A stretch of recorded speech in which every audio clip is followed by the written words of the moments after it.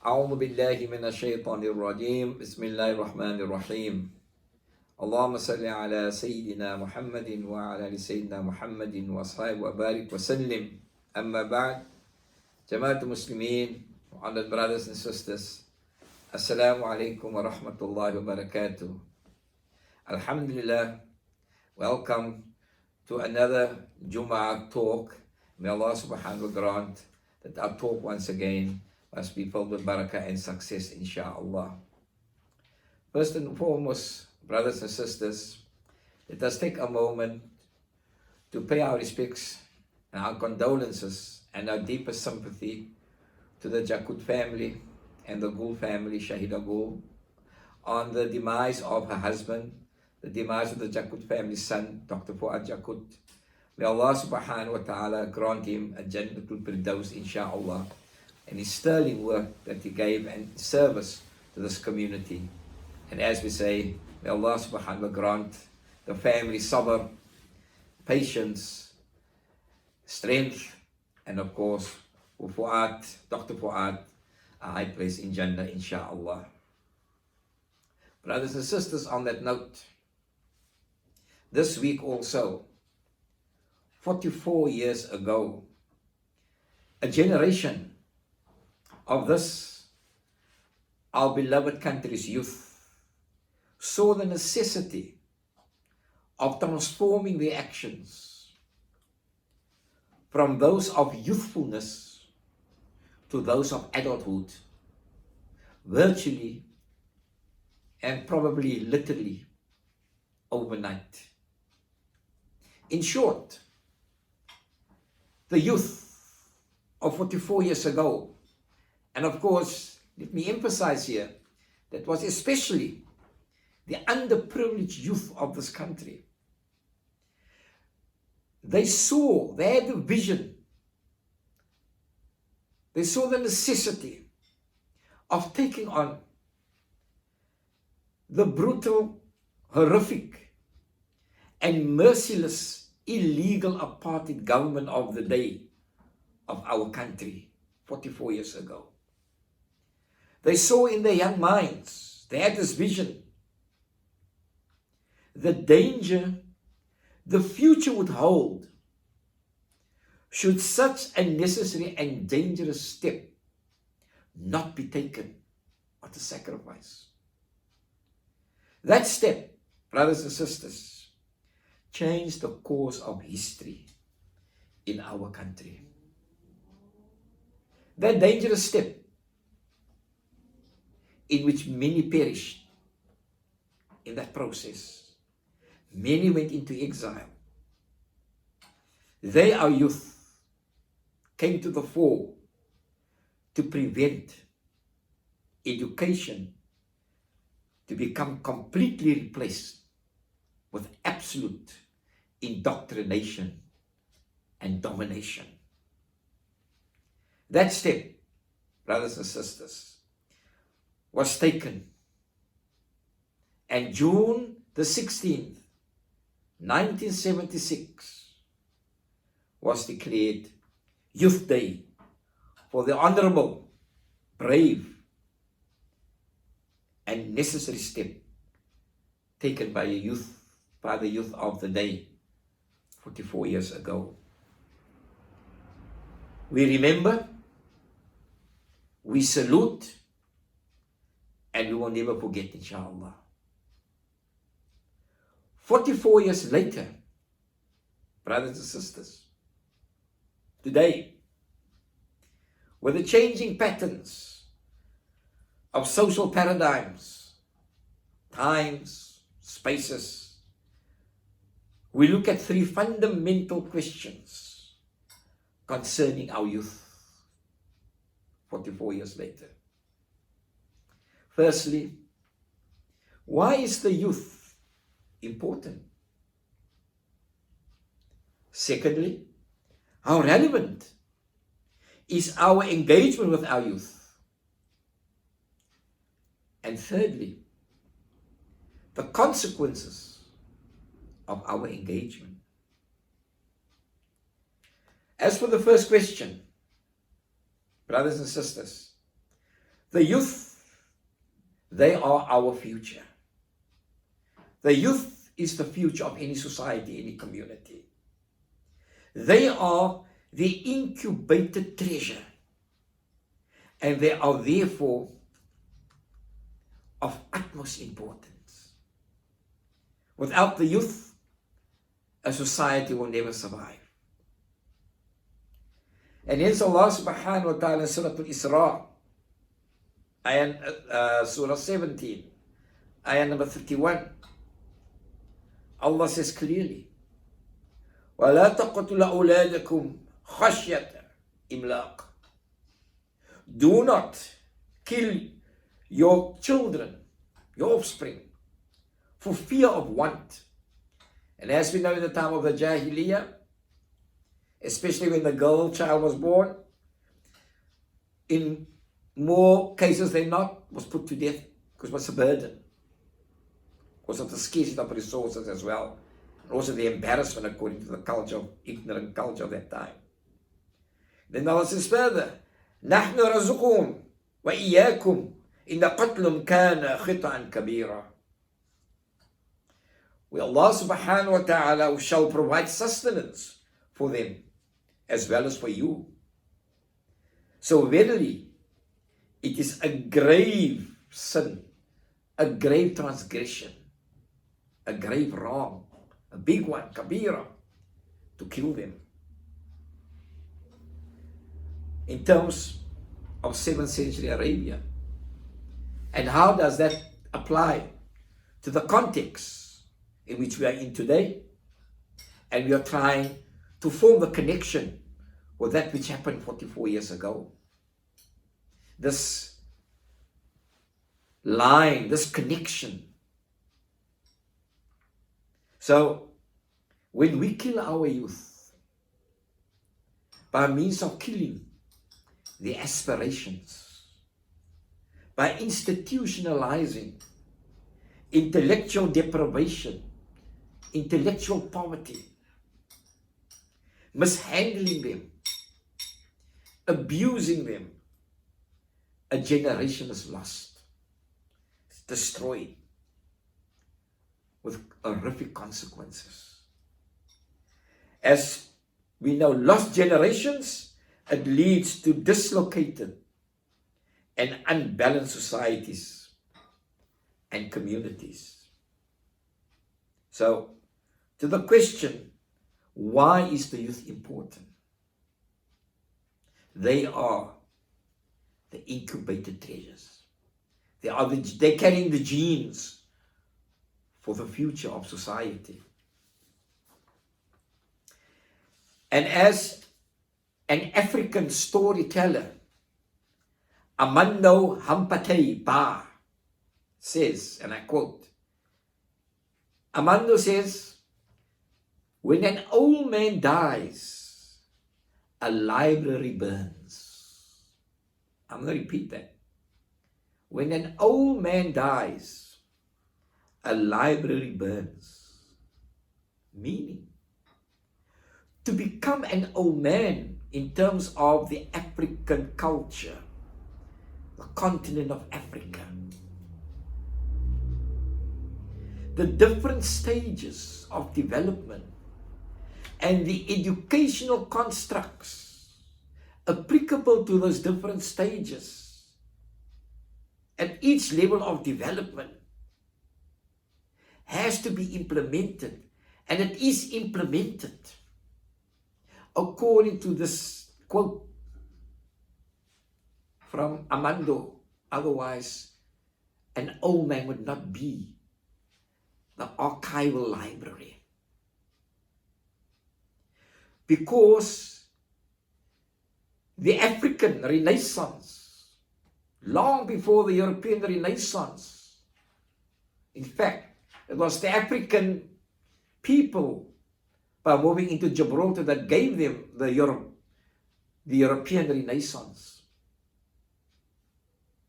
It is the upbringing of the child, the African child, African continent child, to ensure that child growing into the man, becoming the old man or the wise man, to deliver the deliverance must be perfect for the next and to the next generation.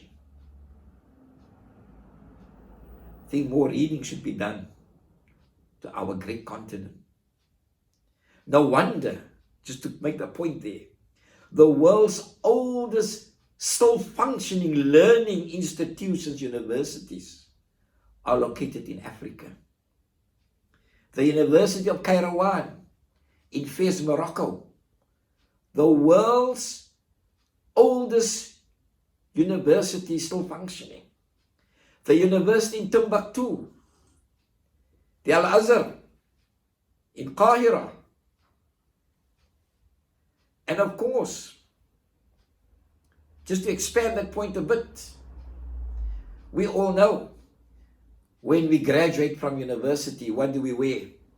We wear the academic gowns and we get capped. Do we know where it comes from, brothers and sisters? The academic gown, it comes from the abaya, the Islamic university. Because the abaya, it is a dress code for the heat of the desert.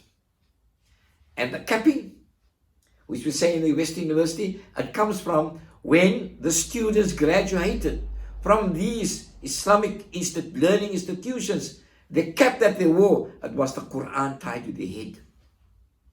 That was it.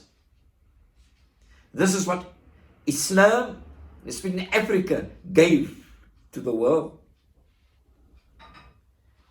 How they treated their youth, how they nurtured their youth. Hence, the importance of coming of age in African culture is so very important. Or what we would say as Muslims, how important is it of coming of age, what we call mukallaf in Islam? How they must be ready to take on the responsibility of the next level of development. And of course, we see today, we still have child killings and various other means, other cultures in this day and age. So brothers and sisters, the importance, why the youth is so important, it is the uncut gems of the future of society, which society has the responsibility to nurture, that each youth develops into a library of wisdom, of vision that can impart value.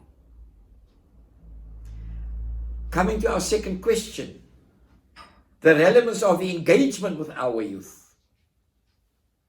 44 years later, from the 44 years that our youth sacrificed so much to change the course of history of this country. We asked, are we as parents, community, society, are we engaging and nurturing our youth by means of a forward moving, progressive and vibrant educational system and environment? And in so doing, does that result in confident human beings at each and every stage of their development to eventually lead communities and society with confidence and real directional vision for the betterment and development of all? We have to ask these questions. We have to look at our educational systems. We have to look at the environment that we structure for them. Or, brothers and sisters, are we subjecting our youth to a sterile upbringing and a sterile educational program of conformity that not only retards and stultifies their growth, but as Brazilian educator Paulo Freire says, leads them to have a dead consciousness. We have to assess and examine this engagement with them. Because in so doing, by enslaving them to blind following and acceptance, we can see it results in the nightmarish problems we have today. Drug addiction, gangsterism, dropouts, and all the other evil spin-offs that results from that. So in terms of specifically Islam, are we nurturing our youth with a narrow-minded, distorted view of Islam, of the deen of Allah? Or are we engaging them to have an open, independent, free-thinking, inquisitive, childlike inquisitiveness to ask the questions so they can develop to their full potential?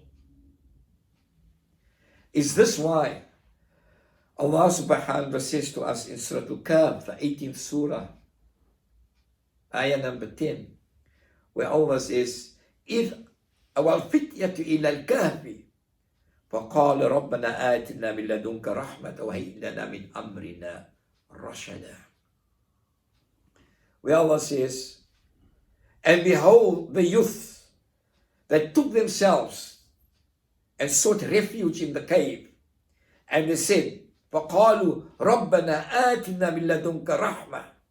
O Allah, O our Rabb, bestow on us Allah's mercy. وَهَيِّئْ لَنَا مِنْ أَمْرِنَا رَشَدًا. And let us conduct our affairs in the way of Allah subhanahu wa ta'ala, in the proper way. Those were the youth of that time. Are we putting or driving our youth today in caves of drug dens, in caves of dropoutness, in caves of insolence, by not engaging them in the proper way? We have to think about this, and that is why we have these problems. And as Muhammad sallallahu alaihi wasallam says to us, أَتَلِدَتْ أَمَّةَ رَبَّتَهَا, that the mothers will give birth, or the mother will give birth to a boss, to a Rabb. Now we can interpret the hadith in many ways. The mother will give birth to a Rabb, a sustainer. In other words, the child the mother gives birth to, as that child grows up, that child will eventually become her sustainer when she gets old, etc. and so forth. Or the mother gives birth to her boss, as that child grows up, and it is not nurtured properly, that child will turn upon the parent and, of course, suppress that parent, be insolent to that parent, rule that parent. Is it like this today, or is it not? Each and everyone can ask that question for themselves. Because if it is like that, it leads to the disintegration of society, which Ibn Khaldun in the 14th century already said about the Asabiyya. If the proper glue is not there to bind a community or family or society together, that community, society or family will disintegrate in time, because the proper ingredients of binding it, that ethos, that collective iman, is not there. In terms of our engagement, 44 years later, what is the status quo, brothers and sisters? So we cannot then, according to evidence, be engaging our youth relevantly if we are providing them with an insecure and vulnerable environment. if we are indoctrinating them with a distorted perception of Islam, that is a non-engaging, out of context Islam, because that does not lead to وَتَعَاوَنُوا عَلَى الْبِرِّ وَالتَّقْوَى. That our cooperation, our engagement must be towards goodness and taqwa. وَلَا تَعَاوَنُوا عَلَى الْإِثْمِ وَالْعُدْوَانِ, and not an engagement towards transgression and enmity. Because we see today many a times, we are not resolving conflict. We are actually taking conflict many a times just to another level. We have to think about this. And think about, especially this week, where the youth of this country 44 years ago laid down their lives, became adults overnight, forsook and sacrificed their childhood to behave and stand up like adults for the sake of the future of this country.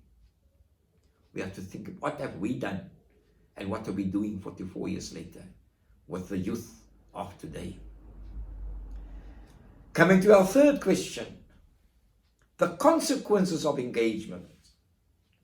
Consequently, we can then say, if we look at the evidence today, we can very, very safely say, there must be something seriously and fundamentally amiss and wrong with the collective psyche of the community and society, when society as ours, as a whole, becomes comfortable to let people rot intellectually and physically on our streets. A total lack or even absence of a moral consciousness. As Muhammad ﷺ warns us by saying, إِذَا لَمْ تَسْتَحِي فَاسْنَعْ مَا شِئْتَ. If you feel no shame, then do as you wish. If you feel no shame, being comfortable to see our youth rot, our people rot on the streets, to see our educational system becoming sterile, and especially also with the pandemic now, this tightrope walking of children must go to school or not go to school, etc. What is the safest? دَعْ مَا يُرِيبُكَ لَا مَا لَا يُرِيبُكَ. Leave that which leads you with doubt for that which leads you without doubt. Is our youth not the precious uncut diamonds, the precious treasure of our future? And without them we will have no future. So let us think about this. And therefore we say, with this status quo, the absence, we see then, of no power of confidence, no compassion, no justice. A society or community we're seeing today of in total moral bankruptcy. As another scholar, Abu Khalid al-Fadl, says, have we become lethargic, lazy? Have we become indolent, just downright rude? And have we become intellectually ineffective because of our coziness of living this type of capitalistic, where we capitalize on the weak life? So brothers and sisters, what is needed then is obviously a structured and a relevant educational curriculum that nurtures the youth, our youth, to their true potential. A structured discipline, especially to develop our youth into true social architects for real growth and development. There must be significant investment into this process, and especially into the educational centers. And in this way, inshallah, we will overcome and regain the moral direction via the moral compass of the Quran and the Sunnah, inshallah. In conclusion, brothers and sisters, 44 years ago, the youth of this, our beloved land, sacrificed their childhood to become adults overnight, to save this country for a better future. So let us remind ourselves then that the youth of this country, this community, 44 years later, today and every day, still spread their dreams beneath our feet. The parents, the community, the society, the government. Thus we, the parents, the guardians, the elders, the community leaders, and of course the government, we all have to tread very carefully and very softly, lest we tread on and destroy their dreams and destroy the dreams of the future of this country. And as Sir Ken Robinson so rightly quoted from poet W.B. Yeats, he says, in these circumstances, so let us do tread very carefully and very softly. May Allah subhanahu wa ta'ala grant our effort success, inshallah, and forgive us. Juma Mubarak. Shukran. Wassalamu alaikum wa rahmatullahi wa barakatuh.